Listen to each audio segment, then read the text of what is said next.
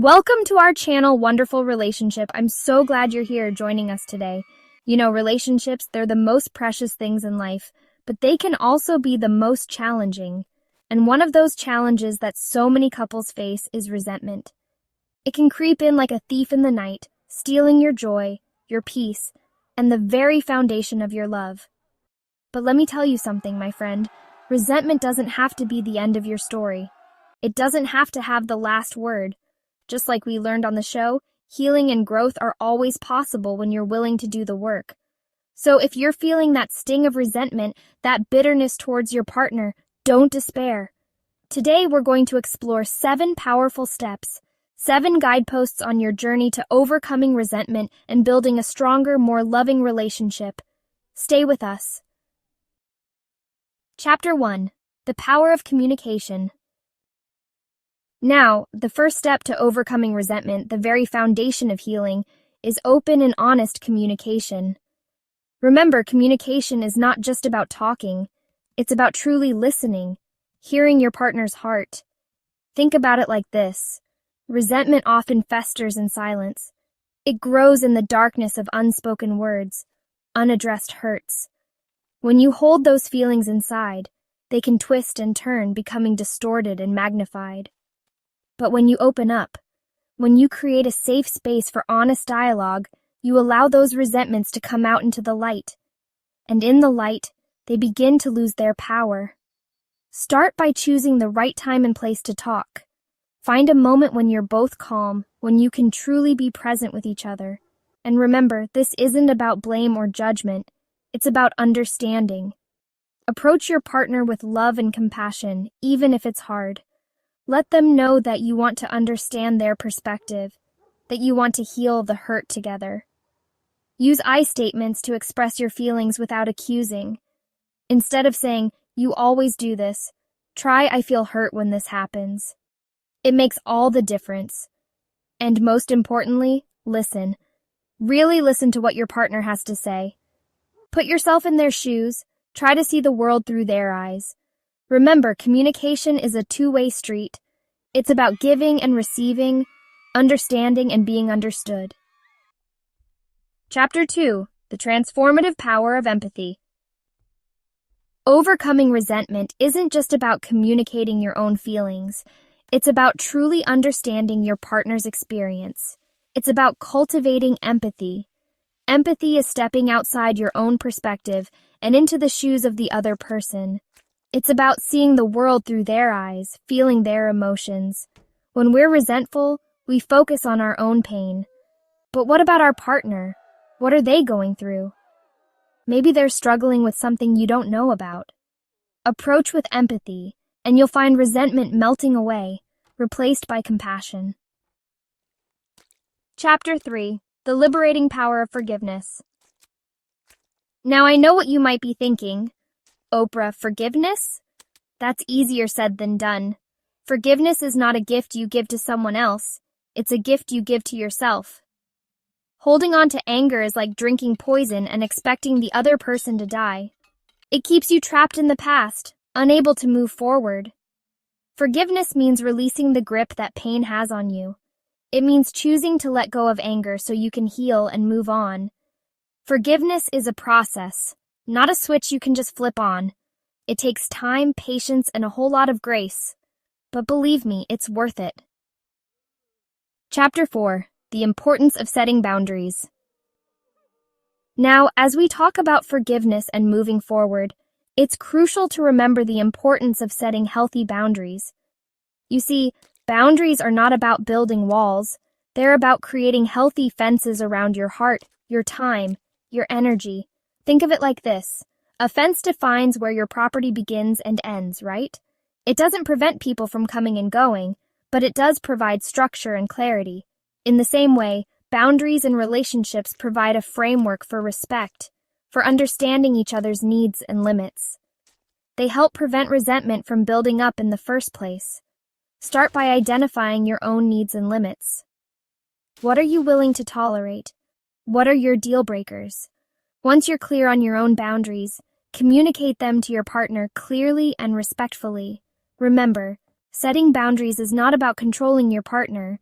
It's about taking care of yourself. It's about honoring your own needs and creating a space where you can thrive, and be prepared to enforce those boundaries. If your partner crosses a line, address it calmly and assertively. Let them know that you love them, but you also love yourself, and you deserve to be treated with respect. Setting boundaries can be challenging at first, but it's essential for building a healthy, fulfilling relationship. It's about creating a space where both partners feel safe, respected, and free to be themselves. Chapter 5. When to call in the professionals. We've covered a lot of ground today, from communication to empathy, forgiveness to boundaries, and sometimes, despite our best efforts, we need a little extra help, and that's okay. Just like you might see a doctor for a physical ailment, seeking professional help for your relationship can be incredibly beneficial. A therapist can provide a safe, neutral space for you and your partner to work through your challenges, to develop new tools for communication and conflict resolution. Think of a therapist as a relationship coach.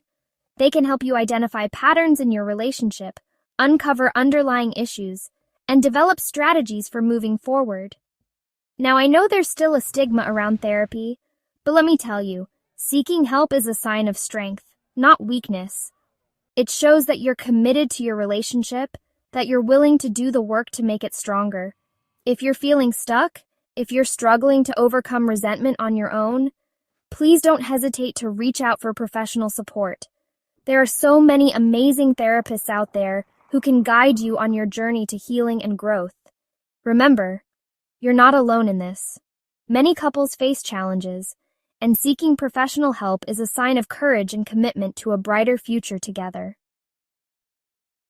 Chapter 6. The Power of Quality Time. Now, as you work through these steps, it's essential to remember the importance of nurturing your connection, of rebuilding the bridge of intimacy and trust. And one of the most powerful ways to do that is by spending quality time together. Think back to the early days of your relationship. Remember those butterflies in your stomach? The excitement of discovering each other? Life gets busy, responsibilities pile up, and sometimes we forget to make time for the ones we love most. But it's crucial to carve out that time, to make it a non-negotiable priority.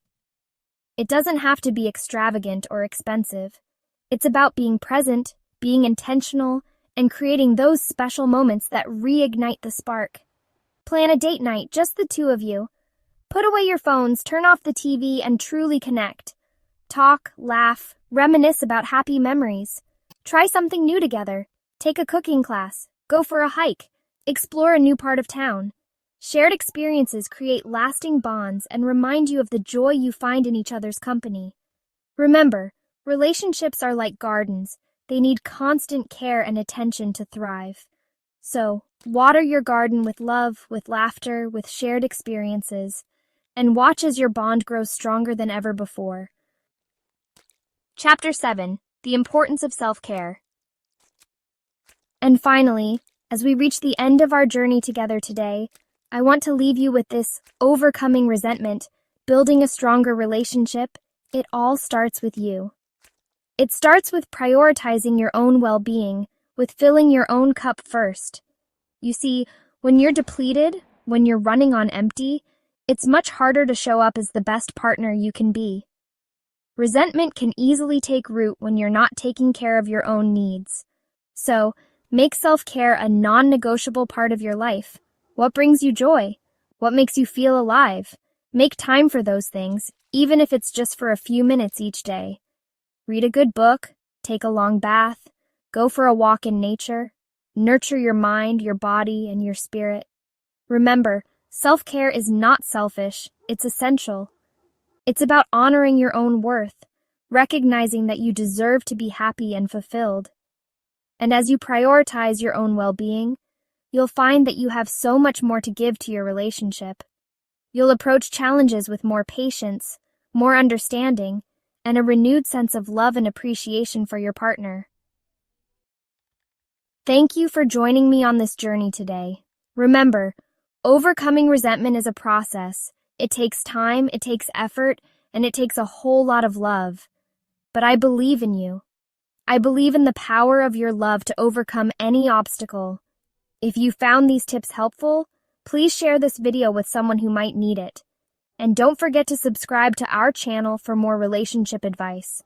Remember, you are worthy of love, you are worthy of happiness, and you are worthy of a relationship that lights up your soul.